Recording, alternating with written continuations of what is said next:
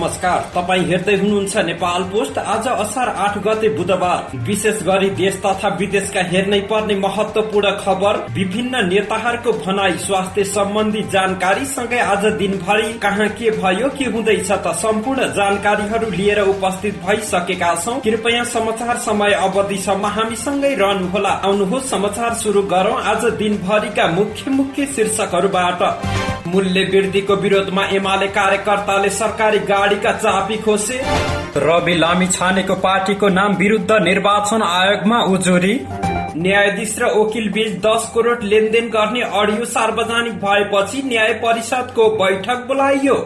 साथमा लाल पूर्जा जग्गामा सेना सरकारले नै बनायो सुकुम्बासी। भारत गौरव पर्यटक रेल बिहीबार जनकपुर धाम आउने। कर्णालीका विद्यार्थीलाई पोखरेलीको किताब सहयोग। रवि लामिछानेलाई लक्षित गर्दै एमाले महासचिवले भने चर्चित हुनु राजनीतिका लागि स्वतः योग्य हुनु होइन। उडान सेवा बन्द गर्ने कार्यक्रम आंशिक रूपमा फिर्ता। हुण्डी कारोबारको अखडा बन्दै ठमेल नरदेवी र न्युरोड क्षेत्र। दलहरू गठबन्धनमा लिप्त हुँदा महँगीले जनताको ढाड भाँचिँदैछ, डाक्टर बाबुराम भट्टराई। जग्गा धनीले काठमाडौँ मेलम्ची हाइवेको ट्र्याक फेरिदिएपछि तनाव। बेलायती मन्त्री र नेपाली राजदूत बीच भेटघाट, भूपू गोर्खाहरूको मुद्दाबारे छलफल। कल बाइपास सेन्टर चलाएको आरोपमा भारतीय नागरिक पक्राउ। सप्तरीबाट 175 किलो गाँजा बरामद। रोकिएका नेपाली कामदार लैजान वैकल्पिक उपाय खोज्दै इजरायल। अफगानिस्तानमा शक्तिशाली भूकम्पको धक्का र युद्धबाट विस्थापित भएका युक्रेनी बाल बालिकालाई सहयोग गर्न रुसी पत्रकारले बेचे नोबेल पदक। अब सुन्नुहोस् पूरा समाचार। युवाहरूले आन्दोलनका कार्यक्रम अन्तर्गत सरकारी सवारी साधन चलाएर कार्यालय जाने कर्मचारीहरूलाई ठाउँ ठाउँमा रोकेर चाबी खोसिदिएका छन्। धनगढ़ीको एलएन चोकमा धनगढ़ी उपमहानगरपालिका प्रदेश सभा सचिवालय, पूर्वाधार विकास मन्त्रालयका गाड़ी र 25वटा सरकारी मोटरसाइकल नियन्त्रणमा लिएको राष्ट्रिय युवा संघ धनगढ़ी नगर कमिटी संयोजक अभिषेक नाथले बताए। नियन्त्रणमा लिएका सवारी साधन 5 बजे मात्र छोडिने उनले जानकारी दिएका छन्। निर्वाचन आयोगमा संचारकर्मी रवि लामिछानेले मंगलबार घोषणा गरेको राष्ट्रिय स्वतन्त्र पार्टी विरुद्ध उजुरी परेको छ। बुधबार निर्वाचन आयोग पुगेर 6-7 जनाको समूहमा रहेको एक टोली पुगेर पार्टीको नामबाट स्वतन्त्र शब्द हटाउन माग गर्दै उजुरी गरेका हुन्। उनीहरूले प्रमुख निर्वाचन आयुक्त दिनेश थपलियालाई उजुरी दिएर फर्किएको आयोगका प्रवक्ता शालिग्राम शर्मा पौडेलले जानकारी दिए। उनीहरूले दिएको उजुरीका सम्बन्धमा आयोगले अध्ययन तथा छानबिन गरेर उचित निर्णय लिने उनले बताए। प्रवक्ता पौड्यालले भने आयोगमा 6-7 जनाको समूहमा आएका व्यक्तिहरूले निवेदन दिएर जानु भएको छ। उहाँहरूको निवेदनमा के कुरा छन्, ती कुराहरू प्रचलित निर्वाचन कानून व्यवस्था अनुसार छ कि छैन, सो आधारमा दल दर्ता गर्न मिल्छ कि मिल्दैन, विभिन्न पक्षबारे आयोगले अध्ययन छलफल गरेर आवश्यक निर्णय गर्छ। सोही आधारमा पार्टी दर्ता हुने कि नहुने भन्ने निश्चित हुन्छ। लामिछानेले गठन गरेको नयाँ पार्टीको नाममा स्वतन्त्र शब्द परेको भन्दै विभिन्न दलका नेता तथा कार्यकर्ताहरूले सामाजिक सञ्जालबाट आपत्ति जनाउँदै आएका छन्।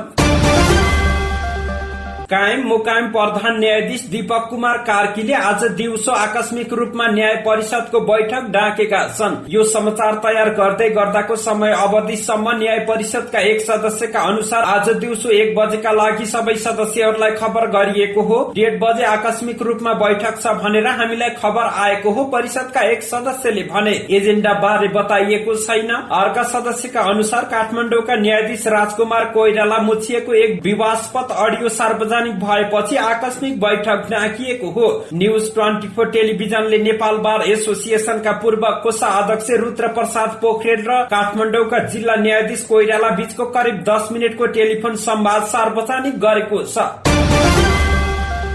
मुलुकमा सर्वत्र द्वन्द चर्किएको थियो। कुरा 2061 सालको हो। दैलेखको दुल्लु माओवादीको आधार इलाका नै बनेको थियो। नागरिक विभिन्न कारणले माओवादीको व्यवहारबाट हैरान भएका थिए। सुरक्षाको प्रत्याभूति हुने आशामा सेनालाई जग्गा छुट्याएर दुल्लुमा राख्ने उनीहरूले नै चाहना पनि गरे, तर सेना राखिएको जग्गा गरिब तथा विपन्नको बढी पर्यो। द्वन्द सकियो। जग्गा फिर्ता हुने वा मुआब्जा पाउने आश नागरिकले गरे, तर हालसम्म न त जग्गा नै पाएका छन् न मुआब्जा नै। दुल्लु 43 घर परिवारको करिब 54 रोपनी जग्गा 18 वर्षदेखि नेपाली सेनाको कब्जामा रहेको छ।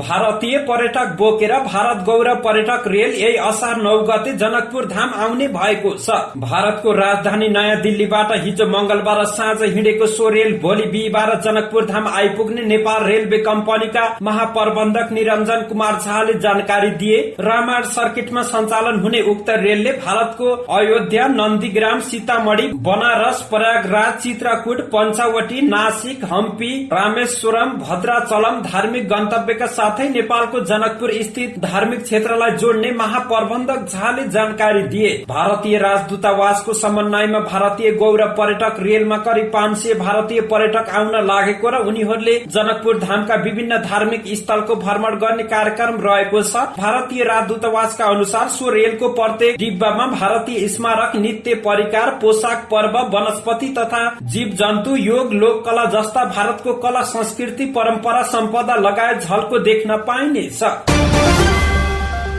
पोखराका युवा विद्यार्थीहरूले कर्णालीका विद्यार्थीलाई पुस्तक सहयोग अभियान शुरू गरेका छन्। पुराना र नयाँ किताब किनेर उनीहरूले कर्णाली पठाउन लागेका हुन्। कक्षा 12 को परीक्षा सकेपछि उनीहरूले यस्तो अभियान शुरू गरेका हुन्। एजुकेट नेपाल नारा दिएर उनीहरूले अभियान शुरू गरेको सदस्य देव भुजेलले जानकारी दिए। देवसँगै स्मित लामिछाने, कृष्ण पौडेल, प्रदीप भट्टराई, सञ्चिता थापा, विवश रिजाल, सुशान्त पौडेल, निदेश महत र गौरी भुजेलले किताब संकलन अभियान थालेका छन्। 5 कक्षादेखि 10 कक्षासम्मका विद्यार्थीलाई किताब र कापी संकलन गरेर पठाउन लागि हो। विशेष गरी कालीकोट जिल्लाका विभिन्न पालिकामा रहेका विद्यालयमा पढ्ने विद्यार्थीलाई सहयोग गर्न लागि भुजेलले बताए। हालसम्म संकलित पुस्तक लिएर केही विद्यार्थी कालीकोट तर्फ गएका छन्। किताब नपाएर पढ्न नसकेको समाचार हामीले सुन्यौं। उनले भने, हामीले हाम्रो कर्तव्य पूरा गरेका हौं। किताब र कापी सँगै कपडा र नगद रकम सहयोग जुटेको उनले बताए। संकलित सामग्री ढुवानीका लागि मात्रै 1 लाख रुपियाँ लाग्ने अर्का अभियानकर्ता कृष्ण पौडेलले जानकारी दिएका छन्।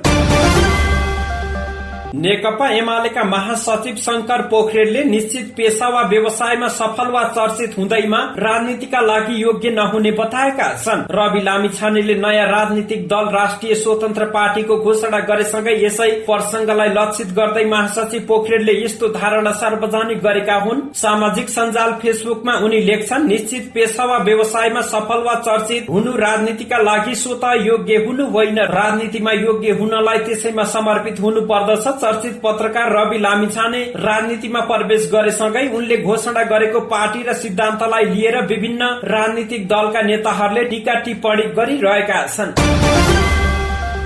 वायु सेवा संचालक संघ नेपालले बुधबारदेखि गर्ने भनेको उद्धार तथा नियमित उडान बन्दका कार्यक्रम आंशिक रूपमा फिर्ता भएको छ। नेपाल नागरिक उड्डयन प्राधिकरण र वायु सेवा संचालक संघ नेपाल बीच मंगलबार राति अबेर भएको वार्ताबाट आज बुधबार बिहान 11 बजेपछि देशभरका आन्तरिक उडान सुचारू राख्ने सहमति भएको थियो। राति 11 बजे सकिएको वार्तामा वायु सेवा संचालक संघ नेपालले अघि सारेका मागबारे आज बुधबार दिउँसो पुनः छलफल गर्ने गरी बुधबारका लागि वायु यातायात नियमित राख्ने सहमति भएको हो। वायु सेवा कम्पनीले पूर्व सूचना समेत नदिई वायु सेवा बन्द गर्ने घोषणा गरेपछि यात्रुमा अन्यल थपिएको थियो। यद्यपि बुद्ध र यति एयरलाइन्सले भने सबै उडान नियमित हुने जनाएका थिए।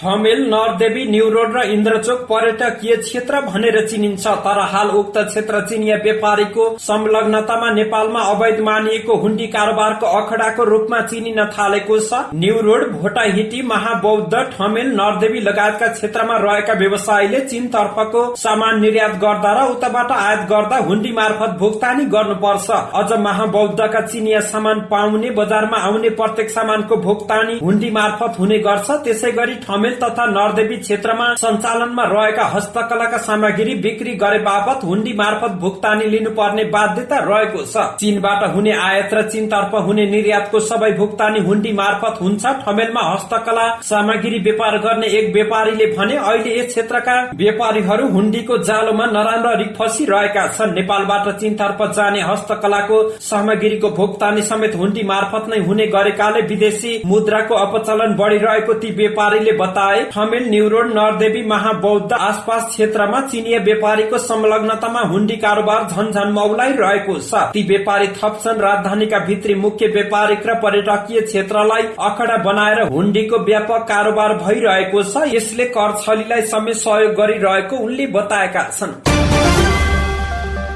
जनता समाजवादी पार्टीका अध्यक्ष डाक्टर बाबुराम भट्टराईले राजनीतिक दलका नेताहरू सत्ता र गठबन्धनको गणितीय खेलमा लिप्त हुँदा महँगी बढेर जनता मारमा परेको बताएका छन्। गठबन्धनको खेलमा लाग्ने तर अर्थतन्त्र र मूल्य वृद्धिको गणितमा अनिच्छुक रहने विडम्बनापूर्ण रहेको उनको भनाइ छ। हाम्रा दल नेता सत्ता गठबन्धनको अरिथमेटिकमा लिप्त रहनु तर अर्थतन्त्र र मूल्य वृद्धिको अल्जेब्रा क्यालकुलसमा अनिच्छुक र कमजोर रहनु विडम्बनापूर्ण रहेको छ। भट्टराईले आज ट्विटरमा लेखेका छन्, विशेषतः इन्धनमा मूल्य वृद्धिले उत्पादन, ढुवानी, यातायातको लागत बढाएर सबैतिर महँगी बढ्छ। यो आजकल्ली महँगीले जनताको ढाड भाँचिँदैछ, खै सरकारको पहल भन्दै उनले प्रश्न समेत गरेका छन्।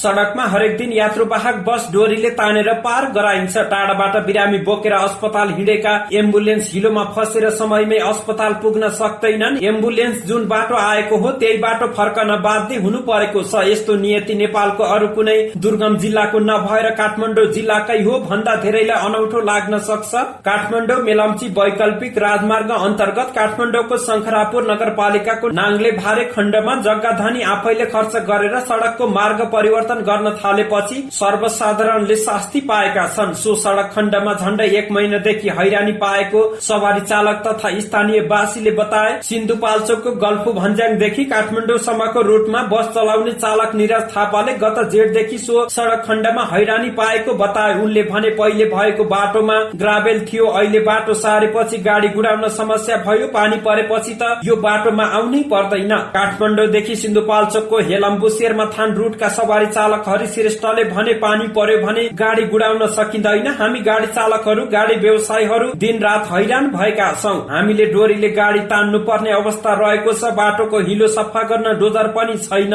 सो सड़क खण्डमा गुड्ने यात्रुवाहक बसले डोरी बोकेर हिँड्ने गरेको उनले बताए। हिलोमा बस फसेपछि यात्रुले डोरीले बस तानेर निकाल्ने गरेका छन्। भूतपूर्व गोर्खाहरूको समस्या समाधानका लागि बेलायती मन्त्रीले हिजो मंगलबार बेलायतका लागि नेपाली राजदूतलाई भेटेका छन्। गोर्खा वार्ताका लागि नेपाल सरकारको तर्फबाट संयोजक रहेका बेलायती स्थित नेपाल राजदूत ज्ञानचन्द्र आचार्य र बेलायती सरकारका तर्फबाट वार्ता टोलीको संयोजक तोकिएका मन्त्री लियो डोकर्टी बीच लन्डन स्थित नेपाली राजदूतावासमा छलफल भएको नेपाली दूतावासले जनाएको छ। भूपू गोर्खाहरूको मुद्दालाई अघि बढाउन दुवै पक्षले गर्नुपर्ने आवश्यक गृह कार्य र अन्य पक्षसँग बहुपक्षीय छलफल एवं वार्ताको मिति तोक्ने लगायत विषयमा भेटघाट केन्द्रित रहेको दूतावासका उपनियोग प्रमुख रोशन खनालले जानकारी दिएका छन्। कल बाइपास गरेको आरोपमा एकजना भारतीय नागरिक पक्राउ परेका छन्। भारतको उत्तर प्रदेश नपुर जिल्लाको थाना बादशाहपुर ग्राम टेलाकुवा बस्ने वर्ष 38 वर्षीय इरफान सुफियान खान पक्राउ परेका हुन्। उनले पर्साको वीरगंज महानगरपालिका 2 मा कोठा भाडामा लिई विभिन्न इलेक्ट्रोनिक मेसिनहरू जडान गरी कल बाइपास सेन्टर सञ्चालन गरेको पाइएको प्रहरीको भनाइ रहेको छ। कल बाइपास सेन्टर खोलेको सूचनाका आधारमा हिजो मंगलबार साँझ साइबर ब्यूरो र जिल्ला प्रहरी कार्यालय पर्सा खटिएको टोलीले उनलाई कोठाबाटै पक्राउ गरेको हो। उनको साथबाट कल बाइपास गर्न प्रयोग भएका 6 प्रकारका 102 थान इलेक्ट्रोनिक मेसिनहरू बरामद गरिएको प्रहरीले जनाएको छ। सशस्त्र प्रहरीको टोलीले सप्तरीबाट लागू औषध गाँजा बरामद गरेको छ। जिल्लाको हनुमान नगर कंकालिनी नगरपालिका वडा नम्बर 1 स्थित कोशी ब्यारेजबाट मिनी ट्रकमा लोड गरिएको अवस्थामा उक्त गाँजा बरामद गरिएको हो। पूर्वबाट पश्चिमतर्फ जाँदै गरेको को 1 ख 2925 नम्बरको ट्रकलाई कोशी ब्यारेज चेक पोइन्टमा चेक जाँच गर्न खोजेपछि चालक र सहचालक फरार भएका थिए। त्यस क्रममा ट्रक भित्र हिँड्दा गाँजा देखिएको सशस्त्र प्रहरी निरीक्षक किस्मान तमाङले जानकारी दिए। उनका अनुसार ट्रकमा 7वटा बोरामा बाँधिएको अवस्थामा गाँजा भेटिएको छ। बरामद भएको ट्रक सहितको गाँजालाई अन्य अनुसन्धानको लागि नेपाल प्रहरीलाई जिम्मा लगाउने तयारी भइरहेको प्रहरी निरीक्षक तमाङले जानकारी दिएका छन्। दीर्घकालीन सियार केन्द्रमा पठाउन बाँकी रहेका नेपाली कामदार लैजान इजरायलले विकल्प खोज्न थालेको छ। नेपाल सरकार र इजरायल सरकार बीच भएको श्रम सम्झौता बमोजिम इजरायलका दीर्घकालीन सियार केन्द्रमा सहयोगी कामदारको रूपमा छनौट भएका 878 जना हालसम्म पनि जान पाएका छैनन्। छनौटमा परेका 1175 जना मध्ये यसअघि नै 297 जना नेपाली कामदार इजरायल गइसकेका छन्, तर बाँकी कामदार अझै जान नपाएका हुन्। इजरायलको परराष्ट्र मन्त्रालयका कर्मचारीले सेवा सुविधा बढाउनु पर्ने माग गर्दै लामो समयदेखि आन्दोलन गर्दै आएका छन्, जसले गर्दा छनौट भई इजरायल जान तयार रहेका नेपाली सहयोग कामदारको भिसा जारी गर्ने कार्य हुन नसकेको वैदेशिक रोजगार विभागले जनाएको छ। अफगानिस्तानमा भूकम्पको शक्तिशाली धक्का महसुस गरिएको छ। अमेरिकी भूगर्भ सर्वेक्षण USGS का अनुसार 6.1 रेक्टर स्केलको धक्का गएको हो। भूकम्प दक्षिण पूर्वी अफगानिस्तानको खोस्ट शहरबाट करिब 44 किलोमिटर 27 माइल टाढा रहेको र 51 किलोमिटर गहिराईमा रहेको USGS ले जनाएको छ। आज बिहान 6.1 म्याग्निच्युडको भूकम्पले अफगानिस्तान र पाकिस्तानका केही भागलाई हल्लाएको अमेरिकी भूगर्भ सर्वेक्षण USGS ले जनाएको छ। भूकम्पको क्षतिको विवरण आउन बाँकी रहेको छ। यसबाहेक मलेसियाको क्वाला लामपुरबाट 561 किलोमिटर पश्चिममा बिहान 12 बजेर 38 मिनटमा 5.1 म्याग्निच्युडको भूकम्प गएको अन्तर्राष्ट्रिय संचार माध्यमले जनाएका छन्। रूसी समाचार आउटलेट नोभाया गजेटाका प्रधान सम्पादक दिमित्री मुराटोभको स्वामित्वमा रहेको नोबेल शान्ति पुरस्कार पदक संयुक्त राज्य अमेरिकामा बिक्री गरिएको छ। सो पदक लिलामी प्रक्रियाद्वारा 103.5 मिलियन अमेरिकी डलर हेरिटेज अक्सनमा बिक्री भएको हो। लिलामी शुरू हुनु अघि मुराटोभले उठाएको सबै पैसा पोल्याण्ड, रूस, जर्मनी, मोल्डोभा, स्लोभेनिया, चेक रिपब्लिक र हंगेरी लगायत देशहरूमा रहेका युक्रेनी शरणार्थीहरूलाई सहयोग गर्न युनिसेफ लाई दिएको बताएका छन्। मुराटोभले 2021 मा सो पदक जितेका थिए। दिमित्री मुराटोभ र मारिया रेसाले सन् 2021 को नोबेल शान्ति पुरस्कारका संयुक्त रूपमा पाएका थिए। अभिव्यक्ति स्वतन्त्रताको रक्षा गर्ने उनीहरूको प्रयासको लागि सो पुरस्कार दिएको थियो। युद्धबाट विस्थापित युक्रेनका बाल बालिकालाई सहयोग गर्ने अभियानमा सहभागी हुन सबैलाई आग्रह गर्दै सो सहयोगको घोषणा गरेका हुन्। युक्रेनी शरणार्थी संकटको पूर्ण दायरा मापन गर्न गाह्रो छ, तर दोस्रो विश्व युद्ध